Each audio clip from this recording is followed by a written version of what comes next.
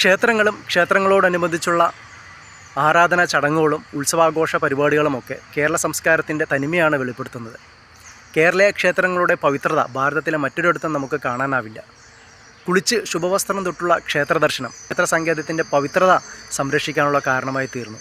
ജീവിതത്തിലെ എല്ലാ ഘട്ടങ്ങളിലുമുള്ള അനുഷ്ഠാനങ്ങൾക്ക്, അതായത് വിദ്യാരംഭം, പേരിടൽ, ചോറൂണൽ, വിവാഹം, മരണാന്തര ക്രിയകൾ, ഇവയ്ക്കെല്ലാം ക്ഷേത്ര പവിത്രയുടെ ഒരു പരിവേഷമുണ്ട്. കൂടാതെ ഭാരതീയ സംസ്കാരത്തിൻ്റെ അടിത്തറയായി മാറിയ വേദോപനിഷത്തുക്കളും ഇതിഹാസ പുരാണങ്ങളുമൊക്കെ അടുത്തു പരിചയപ്പെടാനും അവ ഉൾക്കൊള്ളാനുമൊക്കെ കഴിഞ്ഞത് നമ്മുടെ സംസ്കാരത്തിൻ്റെ ചൈതന്യം ഉയർത്തുകയാണ് ഉണ്ടായത്.